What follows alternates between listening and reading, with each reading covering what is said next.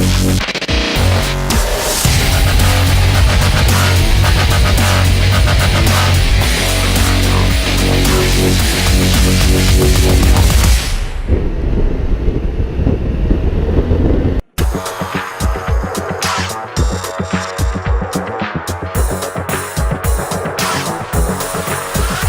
guys and girls, Harry Mackenzie from Visordown.com, hope you're all doing well. Now, we are just outside of Estoril in Portugal and I'm on the launch of the 2020 TMAX 560.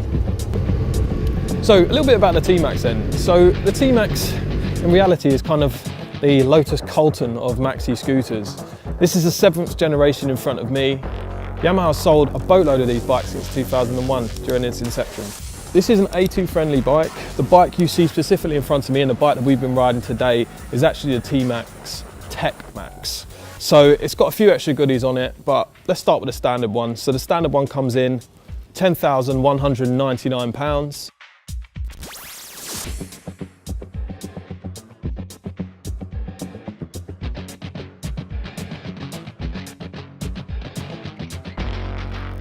And the TMAX, which has got heated grips, heated seat, adjustable screen, adjustable rear suspension, cruise control and some gold forks.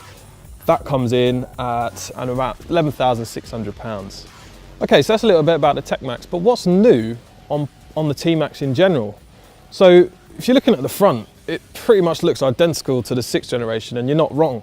But Yamaha insist that from from behind the front backwards, it's a completely new panel bike. And below the panelling, the engine has had a lot of work. But let's start with the aesthetic differences.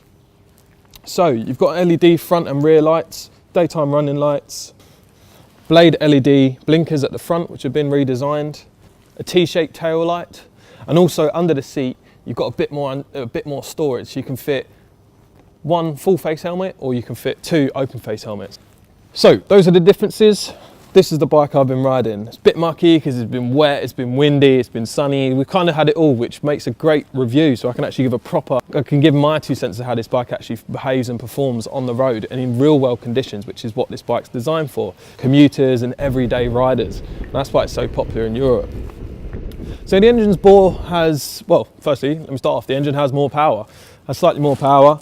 Its bore's been increased, so it's, instead of the previous model, it's now a 560cc parallel twin motor, completely reworked exhaust system. The bore's 2mm larger, 6.5% more torque, and around about 3.5% more power. So that's 47 horsepower, right on the limit of the A2 compliancy. So as I say, it's been reworked inside. It's not just a remap. This has got new com rods, new pistons, and a 360-degree firing order. So how does that all feel? Well, when you're on the road, it feels like it's got plenty of boot. And scooters smaller than this, you're going to be sort of pandering around in town thinking, can I make that gap, can I not? We've been buzzing around sort of the city and we've also been going around the mountains and there's plenty of power. You wouldn't really want much more power. And as well, it kind of encourages you to actually ride it properly through the city instead of being worried and tentative about where to power on and whether to go for that gap or not. You just twist the throttle, sports or touring mode, and you just zoom straight up to where you need to be. The actual first initial response on the throttle is very good, feels very connected to the engine. There's about 2mm of play where the clutch starts to slip out, and then it's pretty direct from that point onwards. So, you know, on some scooters there's quite a delay where the clutch is kind of winding out and then it goes. This is very direct, and if you balance it out with a rear brake, it is very nice sort of throttle setup. So let's get into the brakes now. Up front, we got dual disc brake setup, 267mm discs, 4-pot caliper on an upside down gold fork. That is unique to the TMAX model, that gold fork. Move to the rear. You've got a parking brake on the rear, which confused me a bit because I'm a simpleton. And I thought it was a cable brake and I was a little bit like, what? But it's not. Underneath, you've got a hydraulic single piston caliper. And that disc at the rear is slightly larger than the front at 282mm. So it's a big rear disc, which is handy because you use the rear brake a lot on this bike because it's so long and the weight distribution is slightly to the rear. So you got it's 2-finger jobby, that's for sure, with the levers, but it's quite a satisfying progression on them. and of course ABS front and rear. So the chassis on this is a twin spar aluminium frame, and the engine is mounted in a stress member of the frame. There's a separate rear swing arm as well, with an adjustable shock. The suspension has been slightly tweaked on last year's model, so it's firmer, and Yamaha have said that they're going for a more sporty kind of ride. And yeah, when we're throwing it through the twisties, it's got quite a long wheelbase, so it's not exactly the quickest bike to respond, but the smaller wheels help it to be quite nimble. In town, it's a proper hoot. I really enjoyed it. You can throw it about. It's very, very stable, very planted, and it handles well. It's by no stretch of imagination a motorbike. It has motorbike power, and it has the capability to get up to motorbike speeds, of course, your 80 legal motorbike speeds. But it is still a scooter, and you start to figure that out eventually when you start to get into the twistier, more windy roads. You can sometimes ask a little bit too much of it and expect it to turn in straight away like a motorbike, because it is so capable as a scooter. In time though, I think you'd learn how to react with it and how to get the best out of it. But me being a motorcyclist mainly, it just took a little while to adjust to it. Ergonomics and comfort then. So this is going to be unique to different people, different sizes, different weights, all that good stuff. The passenger ergo, as I said earlier, has been slightly improved with a slightly thinner rear end, and the tail of this bike is definitely thinner than the last one. As the rider, it's still quite wide. It's still quite a big, chubby baby. Not that it handles in a chubby way. I don't mean that in a negative way. I just mean your legs are quite wide apart. Again, it will probably take some getting used to. Where I'm 6'4", it's quite easy to be flat foot on it. But if you're smaller, then you might be on your tippy toes a little bit. But it is really well balanced. The weight balance is 48 front and 52 rear, if I remember correctly. So it's all pretty steady, and you're not kind of coming to a stop and having little wobbles or anything like that. It's all good. The buttons are all quite easy to navigate through. The systems work quite well. They're quite intuitive. You can adjust them on the fly without too much trouble. The only button that might be slightly out of place is the sort of the selector button. We'll zoom to in a second, but it's kind of at the top of quite a large cluster, so it's not really the easiest to reach to. If I'm being completely honest, where they've gone for a sportier setup with the suspension, I would say the seat's probably a little bit too firm for my liking. It does make you feel more connected to the bike when the seat's a bit firmer, but I think with the sportier setup, it could do with a slightly softer seat. Saying that, obviously for short urban hops, it's not a problem. If you're doing something a little bit further away from town and going out onto motorways and stuff like this, then maybe you'd want a softer saddle. What I like?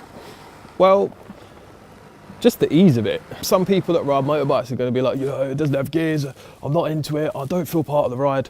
That's fair enough. You're not going to be looking to buy one of these, but for people that are into maxi scooters, and there are a lot of people out there, believe you me, after seeing the graphs on how many of these Yamaha have sold over the years, it was quite incredible. This, as I say, is the maxi scooter that people want. It's the bad boy on the block.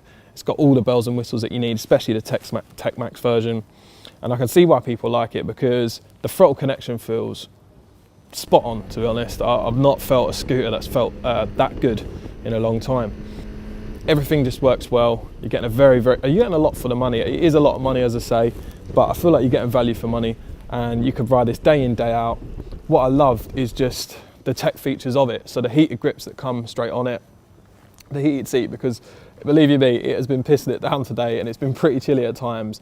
And just to easily, on the fly, just adjust what you need to adjust and turn the heated seat on and get your cushions nice and warm. It is a nice touch. You know what else I like? And this is people are either gonna love or hate this.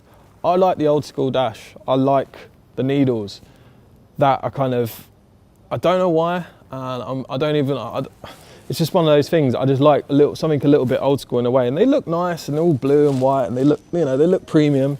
But they have chucked in a sort of monochrome TFT dash in there just to appease some people. But I think it's cool. I say, I've touched upon it. Seat's a little bit too firm for my liking. Perhaps a little bit too sporty.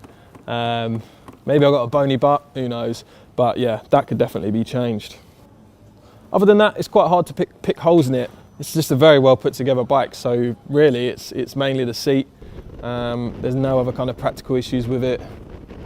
whatsoever, to be honest. If I had one thing to say, obviously being a scooter, a very capable scooter, when you do come into certain downhill sections, you do just need to kind of hold the rear brake just to steady the bike as you go into the corner, because the clutch will engage and then it kind of have minimal engine braking. It's something that's across the board for all scooters and any sort of dual clutch transmission kind of motorcycles and scooters. Not something I necessarily don't like, it's just something you have to adapt to.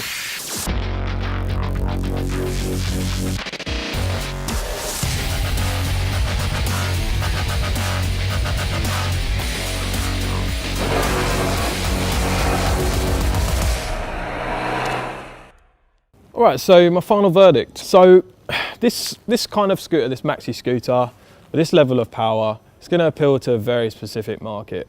In Europe in particular, it's very popular with males aged 35 to 40 and so on. And it is definitely going to appeal to that market.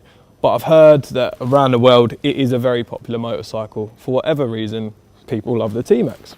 Maybe not so much you guys in the UK, guys and girls in the UK, but it's a very capable machine, and you kind of do sometimes actually forget that you're riding a scooter. It's just that involving, and it does feel almost like a motorbike at times. But I think it's important to remember that it's still very practical. You can get your shopping in the bottom, in the seat, under the seat, sorry. You know, you've got heated grips, you've got an adjustable screen, you've got all the kind of bells and whistles. You could chuck a blanket on it and you could ride it day in, day out when the weather's shit, cold and rainy, just like it is today. That's not something you can do on your R1 or your Panigale V4 day in, day out. You just can't do it, but you can on this. Is it better than the previous model? There have been tweaks. I think it's kind of like a more focused machine. And if you do enjoy throwing your TMAX from side to side and whizzing through, you know, some filter gaps, obviously at legal speeds, then you might be, this might be kind of floating your boat a bit more than the previous one. Plus it's got more power, and who doesn't love that, right? So I think I'll leave it there. It's my last video for Visordown, so some of you will be happy, some of you won't. And to those who aren't, it's been a pleasure. And yeah, Harry Mackenzie for Visordown. Ciao.